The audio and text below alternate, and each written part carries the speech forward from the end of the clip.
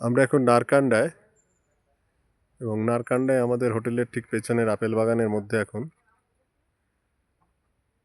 এখনও এই আপেল তৈরি হতে আরও দিন 15 সময় লাগবে। ভোরের কুয়াশার হাত থেকে বাঁচানোর জন্য এই নেট দিয়ে ঘিরে রাখা হয়েছে পুরো আপেল বাগান, এই যে দেখছেন, যাতে আপেল নষ্ট না হয়।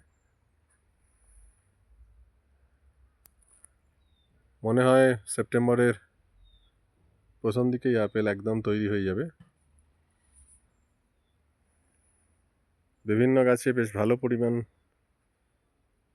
ফলে আছে। এই আপনাদের একদম কাছ থেকে আরও দেখাই। এই যে দেখছেন, আমি হাত দিচ্ছি, দেখতে পাচ্ছেন গাছে ঝুলছে আপেল। এই আমার হাত দিয়ে আপেলের স্পর্শ পাচ্ছি। এগুলো সাইজ বেশ ভালো, একদম কাছে।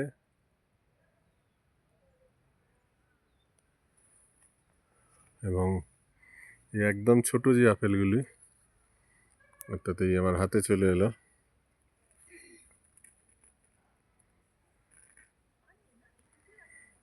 এগুলো কিন্তু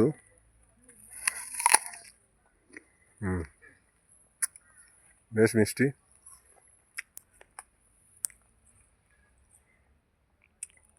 বেশ সুস্বাদু এবং মিষ্টি এই ছোট আপেল হওয়া সত্ত্বেও।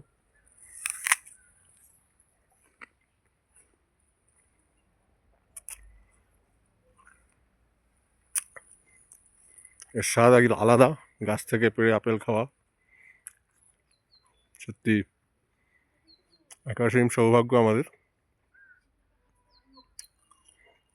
বেশ সুমিষ্ট আপেল।